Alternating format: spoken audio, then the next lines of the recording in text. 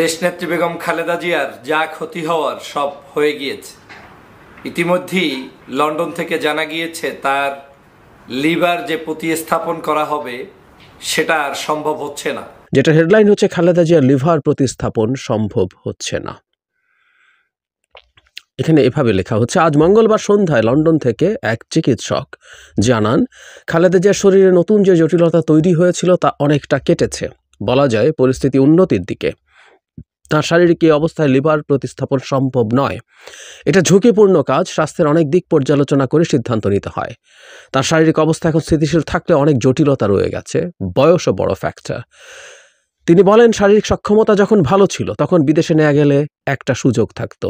অর্থাৎ ever care হাসপাতালে যখন চিকিৎসাধীন ছিলেন তখন মেডিকেল বোর্ড বারবার তাগাদা দিয়েছিল উন্নত চিকিৎসার বিদেশ পাঠাতে, সেটি সম্ভব হয়নি। আমি সম্পূর্ণ গরিমসি করেছে, অন্যায়ভাবে তার উপরে জুলুম করেছে, অত্যাচার করেছে, তাকে চিকিৎসার জন্য বিদেশে নিতে দেওয়া হয়নি।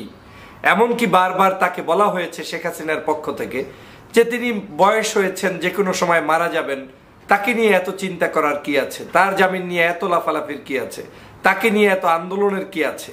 এই ধরনের পর্যন্ত হিংসাত্মক ঘৃণিত মন্তব্য করতেন স্বয়ং শেখ হাসিনা।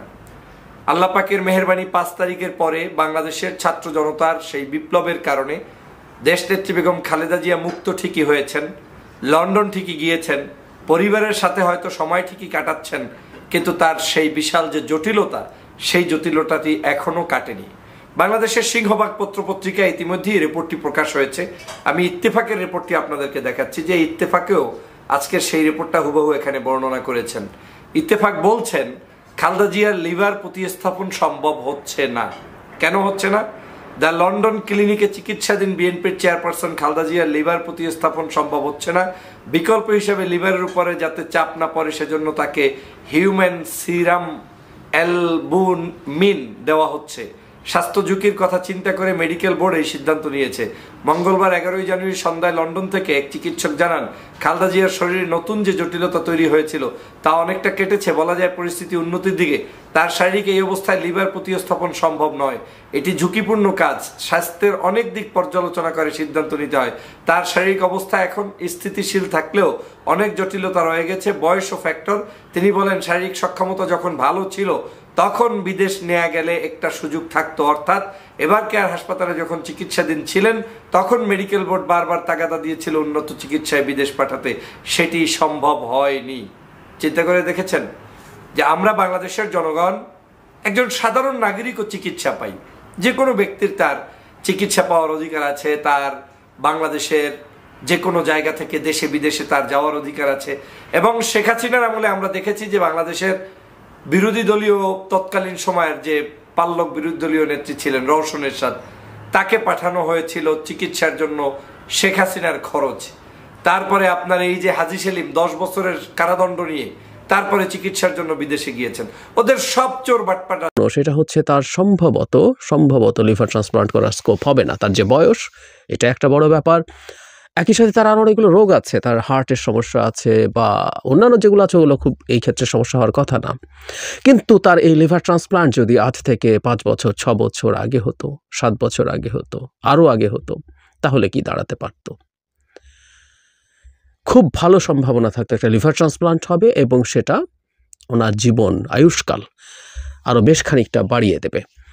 আমরা যারা জানি বেসিকটুকু হচ্ছে লিভারের সিরোসিস যখন হয়, লিভার ইনফ্লামেশন থেকে লিভারের সেলগুলো নষ্ট হতে থাকে এবং ওটা এক ধরনের টিস্যু দিয়ে তৈরি হয় যেটা আসলে লিভার সেলের মতো কাজ করতে পারে না। যখন ট্রান্সপ্লান্ট করে দেয়া হয়, একটা অংশ দিয়ে দেয়া গেলেই এটা খুবই লিভারের পুরো অংশ দরকার হয় না, একটা অংশই মানুষের শরীরের প্রয়োজনীয়তা মেটাতে পারে। তখন সেই লিভার তাকে বাঁচিয়ে রাখতে পারে খুব চমৎকারভাবে। সেই সুযোগটা শেষ হয়ে গেল। কেন সুযোগটা শেষ হয়ে গেল? কারণ তিনি আপোষ করেননি। কথাটা বহুবার বলছে, আবার বলা দরকার, বারবার বলা দরকার। কারণ আমি মনে করি ইতিহাসে বেগম খালেদা জিয়ার নাম স্বর্ণাক্ষরে লেখা থাকা উচিত। আমি বিশ্বাস করি সেটা হবে। এর মানে এই নন তিনি ভুল ত্রুটির ঊর্ধ্বে। তিনি রাজনৈতিক নেতা হিসাবে তার এক ধরনের রোল আছেন, রাজনৈতিক নেতা হিসাবে একটা দলের প্রধান হিসাবেও তার নিশ্চয়ই ব্যর্থতা আছে।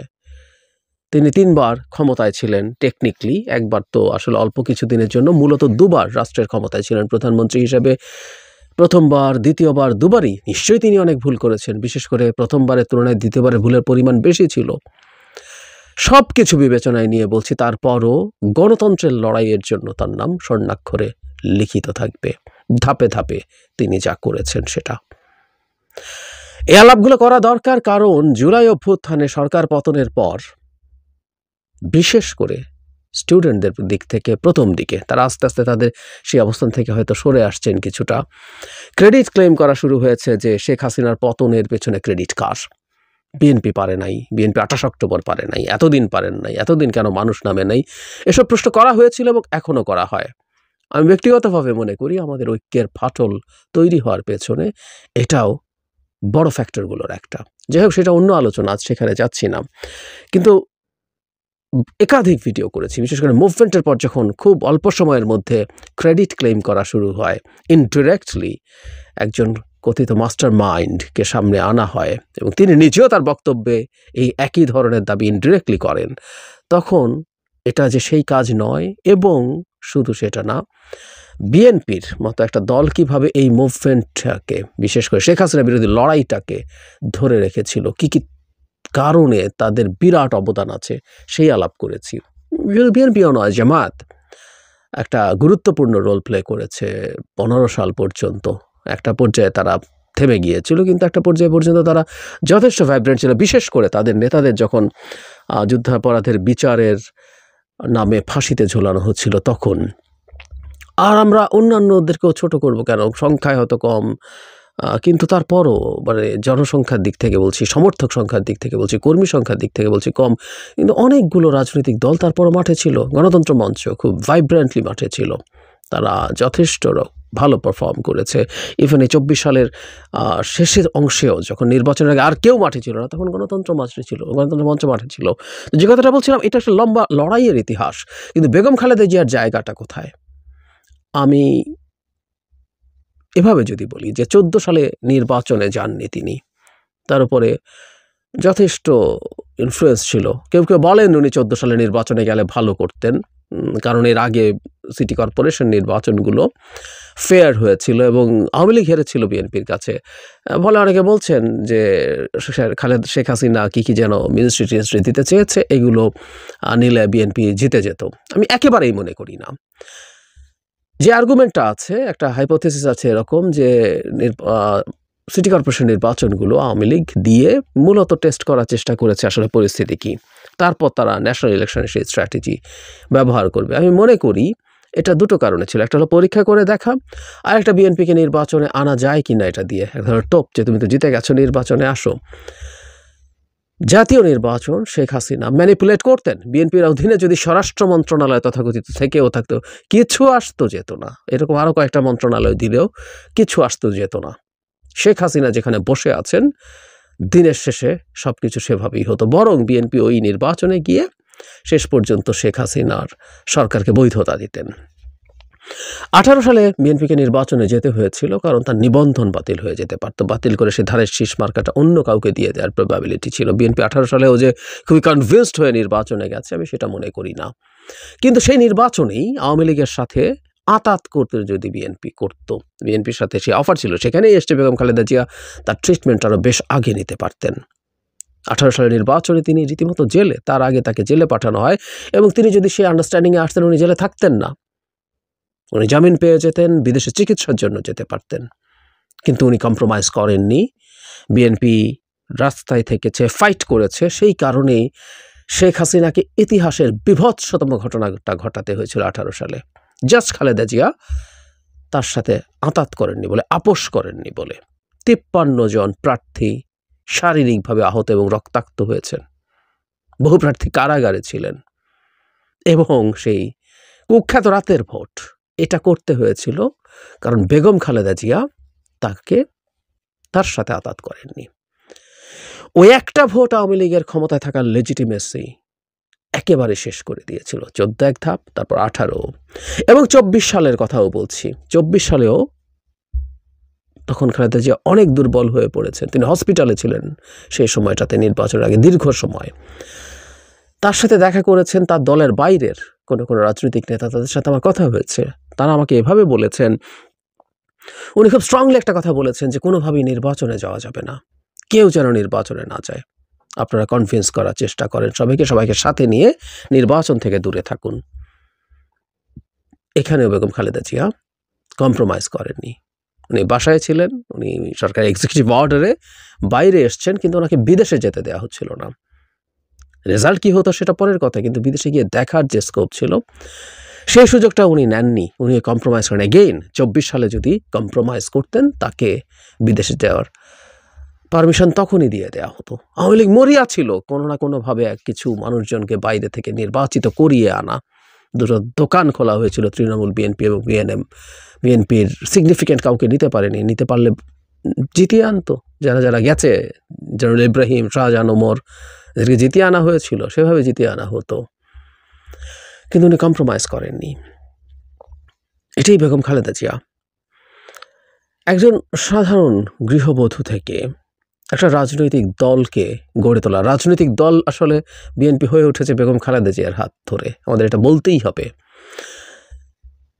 জেনারেল জিয়া যখন ক্ষমতায় আসলেন এবং এরপর যখন প্রেসিডেন্ট হলেন, তিনি দল তৈরি করলেন। কিন্তু একটা ক্ষমতায় থেকে একটা দলকে আসলে দল হিসাবে বোঝা কঠিন, কারণ ক্ষমতার একটা আলাদা অরা আছে, ওটার মধ্যে সবাই থাকতে চায়, আসতে চায়। ক্ষমতা নানান রকম মজা নিতে, বেনিফিট নিতে অনেকে এসে হাজির হয়। সুতরাং সেই দলটা যখন আর ক্ষমতায় থাকে না, তখন সে কিভাবে দল হিসাবে কাজ করছে সেটা দেখার। সুতরাং বেগম খালেদা জিয়ার হাত ধরেই বিএনপি নামের এই দলটা তৈরি হয়েছে আদতে রাজনৈতিক দল হিসেবে। আমি বিশ্বাস করি সেটা এরশাদ বিরোধী আন্দোলনের সময়, এবং খুবই রাইট ডিসিশনস নিয়েছেন বেশিরভাগ ক্ষেত্রে। 86 নির্বাচনে যাননি, মানে তখনই তার আপসহীন সেই ভাবমূর্তি গড়ে উঠেছিল। এবং আরেকজন শেখ হাসিনা বেঈমান হয়ে উঠেছিলেন, যিনি বেঈমান হবে ঘোষণা দিয়ে পরদিনই নির্বাচনে গেছেন। এবং তার সেই লড়াই পরবর্তীতে এরশাদ পতনের সাথে যুক্ত, ক্ষমতায় আসা, এবং ফাইনালি 8 সালের পর থেকে, বিশেষ করে 11 সালের পর থেকে, যখন আওয়ামী লীগ সংবিধান সংশোধন করে তত্ত্বাবধায়ক সরকার ব্যবস্থা বাতিল করে, সেই সময়ে যে পরিমাণ টর্চার বিএনপির ওপরে হয়েছে, শেষ পর্যন্ত 24-এ এসে এই দীর্ঘ 13 বছর এই অকল্পনীয় টর্চারের মধ্যে থেকে বিএনপি দলটা ইন্টিগ্রেটেড থেকেছে। এটা দল হিসেবে, রাজনৈতিক দল হিসেবে সত্যিকার অর্থে রাজনৈতিক দল হয়ে উঠেছে। এর একটা বিরাট অংশ জেলে যাওয়ার আগ পর্যন্ত বেগম খালেদা জিয়াই তার নেতৃত্ব দিয়েছেন। পরবর্তীতে জনাব তারেক রহমান, তিনিও খুবই যোগ্য নেতৃত্ব দিয়ে সেই দলটাকে সেই জায়গাটায় ধরে রাখতে পেরেছেন। কিন্তু বেগম খালেদা জিয়ার একটা বিরাট জায়গা এর মধ্যে আছে। আবারও বলছি, উনি জেলে থেকেও উনি কম্প্রোমাইজ করতে পারতেন। 18 নির্বাচনের আগে জেলে যাওয়ার কিছুদিনের মধ্যে, ঠিক আছে 50, 60, 70টা সিট মেনে নিলাম, আমি তোমার সাথে কোলাবোরেট করব, তুমি ক্ষমতায় থাকো। এক সন্তানকে হারিয়েছেন, অপর সন্তানের সাথে জীবনের বাকি সময়গুলো কাটাতে পারতেন, উনি করেননি। সুতরাং জেলের মধ্যে থেকেও বা পরবর্তীতে বের হয়ে এসেও তিনি আসলে তার যে আপোষহীন চরিত্র সেটা ধরে রেখে বাংলাদেশের গণতন্ত্রের জন্য অকল্পনীয় বড় একটা কাজ করেছেন এবং অকল্পনীয় বড় আত্মত্যাগ করেছেন।